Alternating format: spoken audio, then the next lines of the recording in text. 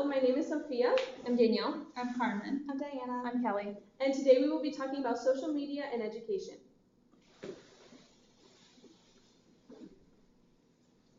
So today throughout the presentation, we're going to be going over the history of social media, how we can use it within the classroom, and the pros and cons that come with using it. It's definitely a popular topic in education, and it can certainly be useful for educators throughout all grades, all subjects, K through beyond. The presentation will present most forms of social media as well as the arguments for and against it. Before the rise of social media, the internet use in the classroom didn't go beyond Microsoft PowerPoint and emails. Over the last decade, the phenomena of social media has attracted the attention of educational institutions globally. With easier access to the internet, social media has shifted from an adolescent hobby to having a prominent place in the classroom. Research studies and journals on social media make it more inviting for educators. Facebook and Twitter are the most used social media in the classroom. A social media toolkit was created to help target the best social media class to an instructor's teaching scenario, which will be discussed further on in the SoMe-Cat slide.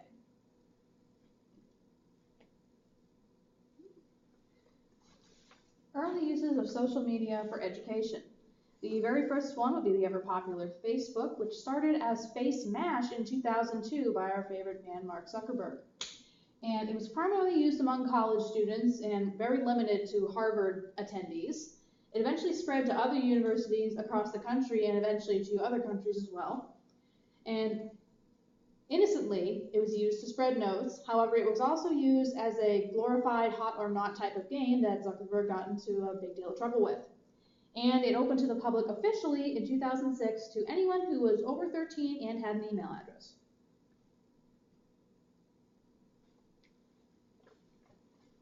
Hot Seat is a unique Black channel system. It was created by Purdue University in 2009. And basically what it was, a collaborative classroom environment where students were able to contribute to real-time feedback, enabling professors to modify content during lectures based on these comments or questions. Easily accessed on laptops, tablets, and smartphones, and its activity can be projected on screen during classes.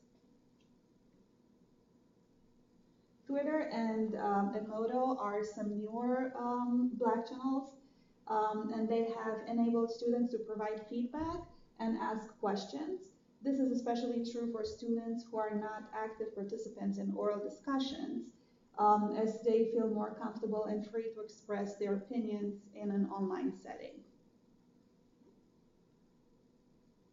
Edmodo, I personally like this very much. How can it be used? It is a free and secure Web 2.0 app, a social learning network platform that can be used as sharing content between teachers and students, sharing homework, notices, and updates regarding assessments.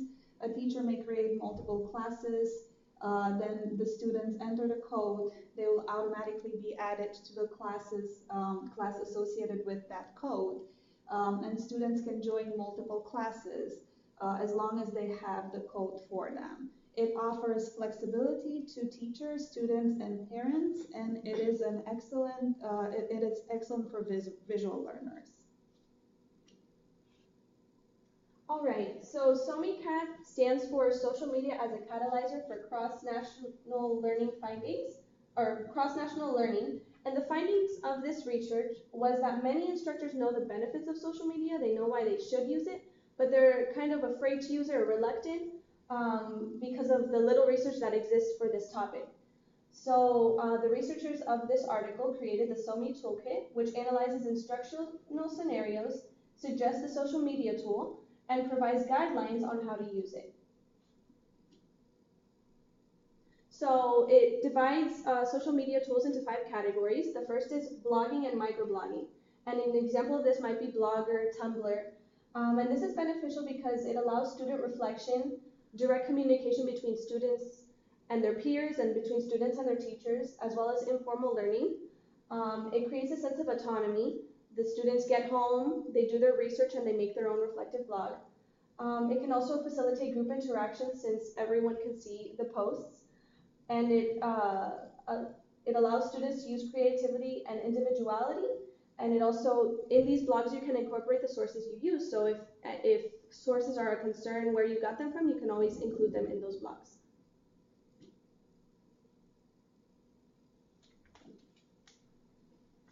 As far as social network sites, there's this day and age numerous that we use within the classroom. It's not simply regulated to just one or two.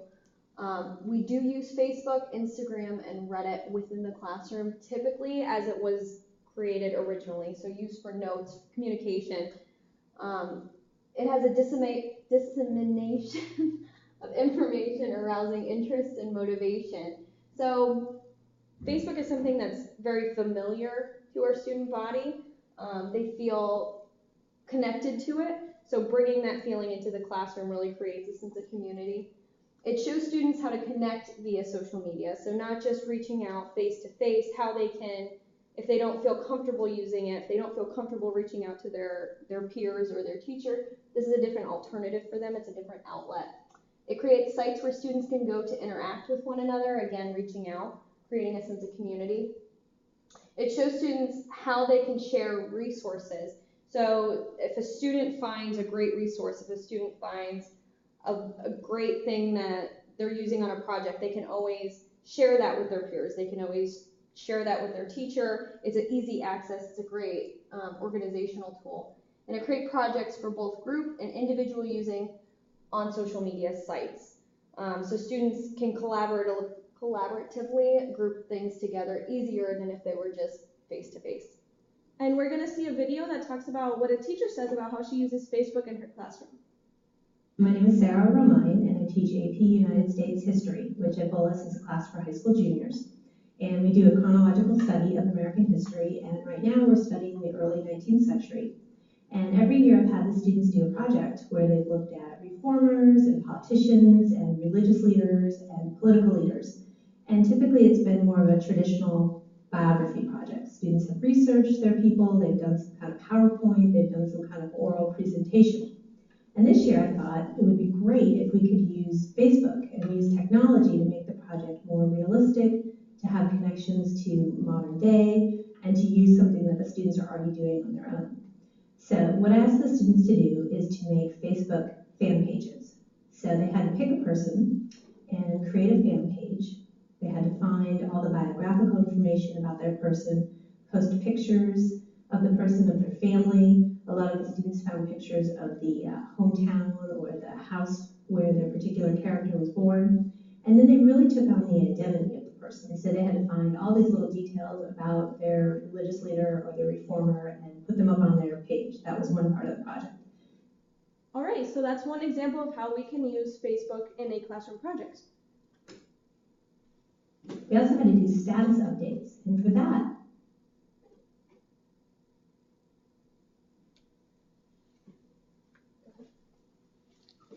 How can we use it?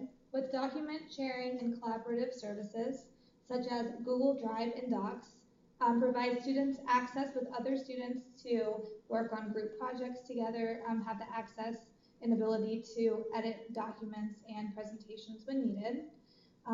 It's a great way to track students' progress separately. It allows new access to interaction with parents. Parents can see their child's progress throughout the year, per quarter, to be able to stay on track with what they're learning in the classroom. And also collaboration among students. Can all work on one running document such as Google Docs.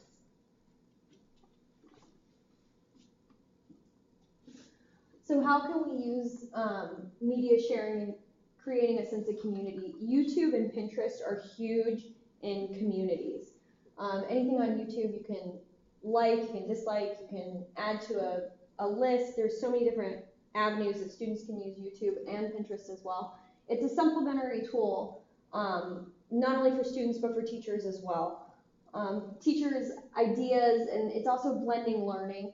So a teacher can post something onto a Pinterest, students can see it, students can save it, and that's just a different variety of blended learning. As far as community, students feel a sense of connection to their fellow peers. Just like Facebook, just like Instagram, just like Snapchat, you have your group of friends, and those would be your peers, and that's where the sense of community kind of fits in. Students can find and share educational resources. Again, it's very easy for students to show each other that what they need and what they have, and it creates new presentations that are interactive with their teachers and peers, and that goes back to the blended learning. All right, how can we use it? Instant messaging services. These tend to be left out, I've noticed, pretty often in the wake of like Facebook or YouTube or other social media networks, but you've got things like Skype and Facebook's own Messenger where you can talk to people in real time. And you also have live streaming services, that's something that YouTube provides, and there's Twitch, and then of course there's livestream.com, where say you want to give a math lesson or something, or hey, if someone needs help with this math problem or something, I will be doing a live stream at this time, and here is the password or the special link to give to the students. That way they can all come into this live stream at that time and watch the teacher live do whatever lesson, whatever it is that he or she has in mind. And in addition to that, there's also video chats and private chat rooms that you could also use for this purpose. All right, so some of the pros of social media in education, we've already mentioned some, such as community, collaborative learning. There's also active participation. It's a unique form of assessment. The student engagement increases because it appeals more to their interests. It also allows students to be involved in both learning and teaching processes. And it also can better assess ELL and special needs students, especially because of the visual aspects of social media. It's also a great educational tool. Like we mentioned, it promotes collaboration. It also allows teachers to communicate with educators around the world, which is definitely something that interests us. And we can learn new skills without the need for going to expensive workshops.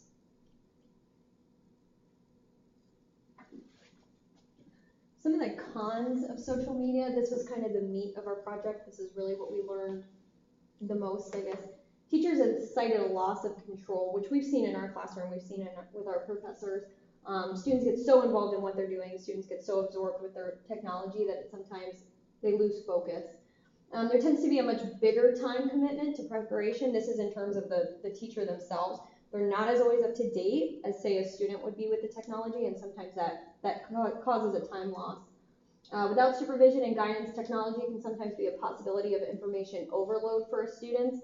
Very hard for students sometimes to separate and analyze and categorize all of the information they're learning, which can prove difficult.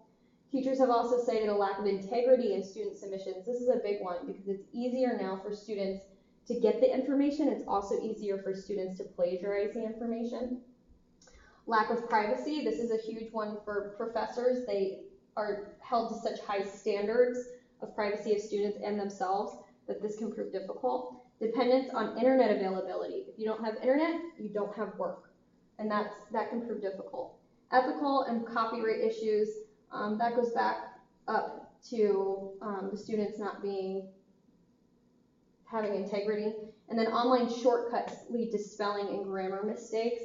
Again, students aren't paying as much attention. It's super easy for them. They just jot it down and then they're done, and that leads to mistakes.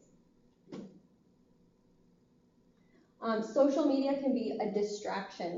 Naturally, if you're on Facebook using it for education, you're also using it for personal needs, and that can cause a conflict.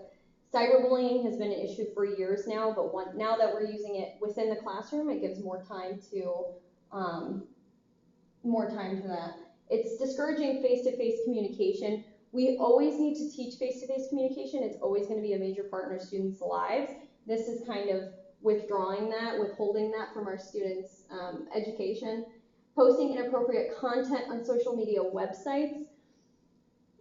This has happened at FSW. We just recently had this kind of mishap, and it causes difficulties in students' education because now they're withdrawn, they're not wanting to interact as much. And then low self-esteem increase. and loneliness. If you don't want to work with a group, and if you're not wanted in a group, that can cause low self-esteem, that can cause a hurt to the student.